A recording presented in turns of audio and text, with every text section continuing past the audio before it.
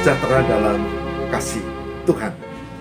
Jumpa kembali dengan saya Pendeta Lukas Eko Sukoco dari Padepokan Diakonia Mitra Kinasih GKJ Purworejo. Saudara, dalam RHI kali ini saya akan angkat satu tema, misteri cinta. Curhat yang salah membawa musibah. Misteri cinta. Curhat yang salah membawa musibah. Apa maknanya? Hidup menjadi berharga, hidup menjadi bermakna indah karena cinta. Ada cinta laki perempuan, ada cinta orang tua anak, ada cinta dengan saudara, ada cinta pada pekerjaan, ada cinta pada komunitas, ada cinta dalam kehidupan masyarakat. Ya, misteri cinta. Lalu, curhat yang salah membawa musibah. Artinya, curhat adalah menceritakan curahan hati kepada orang atau sekelompok orang. Dan itu netral. Tetapi ketika curhat itu mendapat tanggapan yang tidak objektif, yang tidak bagus, tapi malah menjerumuskan, itu yang menjadi masalah. Misalnya ada teman saya datang dan berkata, saya marah pada dia, mau saya pukuli saja. Nah, itu curhat. Lalu saya bilang, oh bagus, pukuli saja, pukuli. Nah, lalu dipukuli benar. Nah, itu membawa musibah. Karena apa? Karena saya sebagai sahabat tidak bisa objektif. Dan jadilah bencana. Begitu juga yang terjadi dalam pokok bahasan kali ini. Nanti saya akan baca bagaimana ada laki-laki lajang yang jatuh cinta pada seorang gadis lajang juga tentu. Bagus toh? Lajang, laki, perempuan, jatuh cinta. Bagus. Tapi ada masalah. Kenapa? Ketika laki-laki ini curhat pada temannya, aku jatuh cinta loh pada ini. Nah, temannya tidak membuat tanggapan yang objektif, bagus, tapi menyesatkan. Dan lahirlah musibah. Cinta yang mulia berubah jadi bencana. Saudara, lewat kisah ini saya mau ajak kita semua. Oke, mari kita curhat, tapi juga jangan lupa kalau ada tanggapan, mari kita juga hati-hati. Ada tanggapan yang objektif, yang mungkin seolah tidak menyenangkan hati kita, tapi ada tanggapan yang mendukung kita, tapi sebetulnya menjerumuskan kita. Nah, sebagai orang beriman saya mengajak, mari kita kita jalan di jalur yang benar. Dan Tuhan akan memberkati. Sebab jika tidak, membawa musibah. Mari kita cermati hal ini, saudara. Saudara, saya akan mengajak kita untuk membuka dari kitab 2 Samuel 13. 2 Samuel 13 selengkapnya ada di ayat 1-22. Tapi kita akan membaca 2 Samuel 13 khusus ayat 1 sampai dengan ayat yang ke-5. 2 Samuel 13 ayat 1-5. Yang demikian firman Tuhan. Sesudah itu terjadilah yang berikut. Absalom bin Daud mempunyai seorang adik perempuan yang cantik, namanya Tamar. Dan Amnon bin Daud jatuh cinta kepadanya. Hati Amnon sangat tergoda sehingga ia jatuh sakit karena Tamar, saudaranya itu. Sebab anak perempuan itu masih perawan dan menurut anggapan Amnon mustahil untuk melakukan sesuatu terhadap dia. Amnon mempunyai seorang sahabat bernama Yonadab. anak Simea, kakak Daud. Yonadab itu seorang yang sangat cerdik. Katanya kepada Amnon, "Hai anak raja, mengapa engkau demikian merana setiap pagi? Tidakkah lebih baik engkau memberitahukannya kepadaku?" Kata Amnon kepadanya, "Aku jatuh cinta kepada Tamar, adik perempuan Absalom, saudaraku itu." Lalu berkatalah Yonadab kepadanya, "Berbaringlah di tempat tidurmu dan berpura-pura sakit. Apabila ayahmu datang menengok engkau, maka haruslah engkau berkata kepadanya, 'Izinkanlah adikku Tamar datang memberi aku makan. Apabila ia menyediakan makanan di depan mataku, jika aku dapat melihatnya, maka aku akan makan dari tangannya.'" Demikian 2 Samuel 13 ayat 1 sampai 5. Seterusnya saudara bisa baca sampai ayat 22. Saudaraku yang terkasih di dalam Tuhan, jatuh cinta biasa. Ya, apalagi sama-sama lajang, toh. Meskipun sama-sama satu ayah, kalau itu dalam kerajaan di keluarga keraton, itu juga biasa. Oke? Jatuh cinta biasa. Curahan hati, cerita biasa. Apalagi itu masih ada hubungan saudara. Ya, biasa. Dan curhatnya kepada sahabat, biasa kan? Curhat ya pasti pada orang yang dikenal.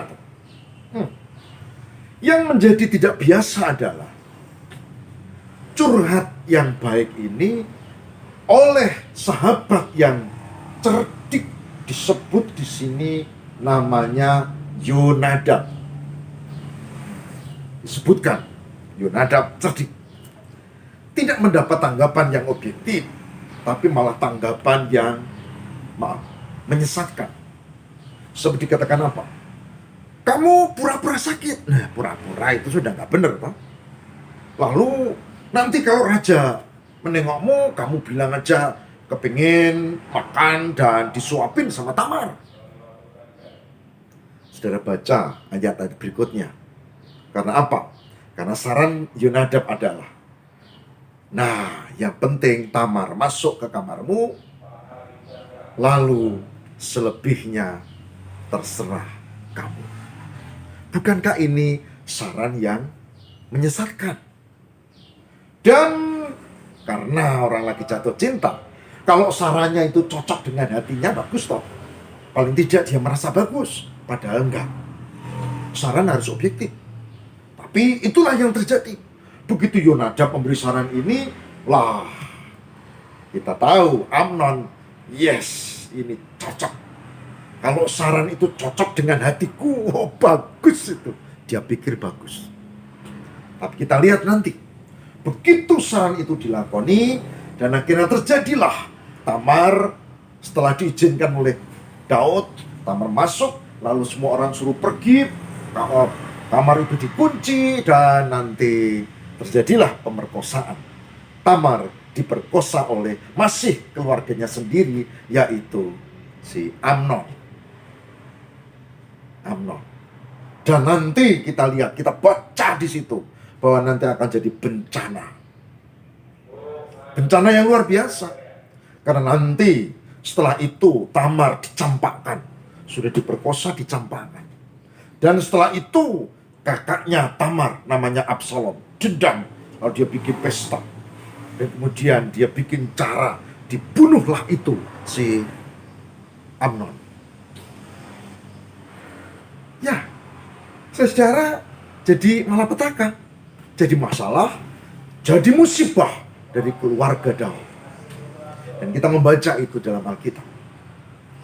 Bahkan yang lebih mengerikan lagi adalah bagaimana si ini sahabat yang namanya Yonadab yang cerdik ini nanti masih terus berbuat sesuatu pada keluarga besar Daud.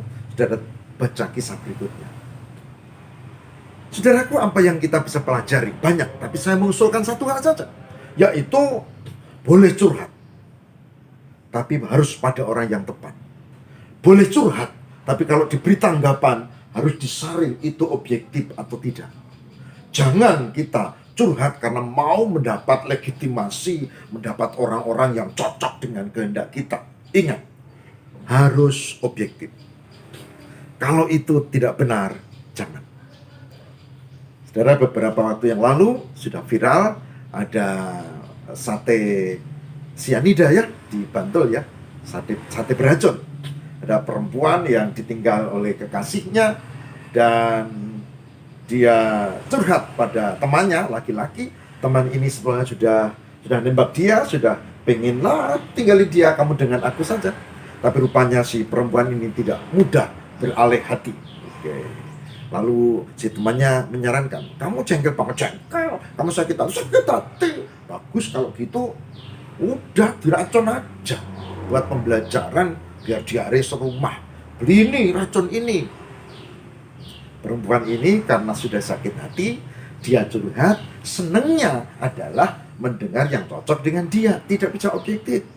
Orang yang curhat cenderung begitu ya, tidak mau mendengar yang objektif, maunya yang sesuai yang dia pikir. Dan lalu cocok ini. Lalu dia beli secara online racun itu dan kemudian dibuburkan itu dicampurkan di sate, kemudian lewat ojol sate ini dikirim ke alamat yang dituju. Nah, kita sudah tahu ceritanya. Orang yang dikirimi karena tidak merasa pesen, dia tidak mau, enggak, itu pasti buat orang lain, bukan buat saya. Nah, si ojol ini kemudian dia bawa pulang. Dia terkesapa yang dituju tidak mau, bawa pulang aja, lalu dimakan. Sate enak toh. Nah, ketika dimakan baru tahu ternyata itu beracun. Yang makan pertama anaknya, lalu istrinya. Anaknya terkapar dan meninggal dunia. Istrinya terkapar lalu masuk ke ICU. Dia sendiri juga, tapi dia belum sempat makan banyak ya. Lalu dia masih bisa tertolong dan nanti ditangkaplah perempuan itu, lalu laki-laki yang memberi saran yang tidak benar itu dicari polisi untuk ditangkap. Saudara, maka curhat oke, belajarlah objektif, dan curhatlah harus dengan orang yang tepat, dan bikin objektif juga. Jangan kita kalau curhat maunya orang nuruti kita, karena belum tentu perspektif kita itu sepenuhnya benar. Seringkali kalau kita curhat, kita merasa kitalah yang paling benar, seorang seluruh dunia salah semua. Ya, itu tidak benar, itu tidak objektif namanya. Saudara, hari ini saya mengajak, ya mari kita belajar untuk objektif dan jangan lupakan Tuhan. Bahkan ketika sedang curhat sekalipun. Karena kita adalah orang beriman. Tuhan berkati. Amin. Mari saudara, kita bersama berdoa.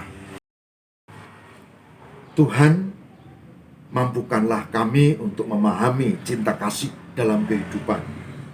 Mampukan kami untuk bisa menjalani kehidupan dengan bijak. Kami belajar ternyata curhat harus ke orang yang tepat, bukan orang yang sekedar cerdik tapi licik. Dan kami juga sedang belajar bahwa nasihat atau tanggapan orang lain ketika curhat jangan harus itu diterima mentah-mentah, apalagi kalau itu terkait dengan emosi diri. Biarlah kami dengan objektif bisa belajar tentang kehidupan, sehingga kami hidup lebih baik dan bukan jatuh pada masalah. Tuhan, terima kasih. Kami mohon perkenan dan berkat-Mu. Semoga kami memiliki iman yang hidup, iman yang objektif di dalam Tuhan, dan bukan iman yang tidak benar, di mana kami hidup dalam hal yang tidak dikehendaki Tuhan, dalam kemarahan dendam, dalam ketidakpastian, kebimbangan. Tapi biarlah Tuhan berkati kami dalam perenungan hari ini. Kami belajar dari kisah Amnon dan Tamar, dan kami belajar tentang bagaimana menyikapi hidup. Tuhan berkatilah supaya kami ada dalam rengkuan kasih Allah, menjadi orang-orang beriman yang bijak.